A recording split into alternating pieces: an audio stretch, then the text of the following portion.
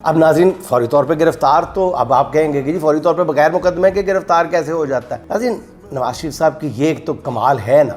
नवाज शरीफ साहब, एक वाक़या आपके साथ शेयर कर देता हूँ, जैसे पता चलता है कि नवाज शरीफ साहब जब किसी को गिरफ्तार करवाने पे आते हैं फिर उनको कोई केस वेस करवाने की ज़रूरत नहीं पड़ती। जब वो लास्ट टाइम उनका वज़ारत उज़्मा का टेन्योर था तो उनकी वालदा मोहतरमा ने जाती उम्रा में थी तो उनका फ़ोन आया इस्लामाबाद में कि जी पिछले 3-4 घंटे से जाती उम्रा की लाइट बंद है, बत्ती नहीं आ रही। अब वो उन्होंने बात जो है वो मियां साहब यानी प्राइम मिनिस्टर नवाज शरीफ साहब तक पहुंच गई। नवाज शरीफ ने फौरी तौर पे उसी स्टाफ को कहा कि यार वो चीफ एग्जीक्यूटिव लेस्को से लाहौर के हेड जो है उससे बात करूं। अच्छा, वो उन्होंने बात की तो चीफ एग्जीक्यूटिव लेस्को ने कोई बहुत ज्यादा सीरियसली या डर के बात नहीं की। जुर्म उसका ये था, गालिबन वो अरशद नाम था उनका उस वक्त, बारह जो भी। और ये बात नवाज शरीफ साहब तक पहुंच गई कि जी मियां साहब वो कहता है कि मैं कर दूंगा। चीफ एग्जीक्यूटिव लेस्को कहता है हो जाएगी ठीक, और उसने कोई ज़्यादा प्रॉपर रिस्पांस नहीं दिया। अब ये मियां साहब तक बात पहुंची। मियां साहब ने फौरी तौर पे अपने दस्ते रास्त फवाद हसन फवाद को लाहौर भेज दिया। लाहौर भेज दिया। ये खबरें छप चुकी हैं, ये मैं कोई इंकशाफ नहीं कर रहा।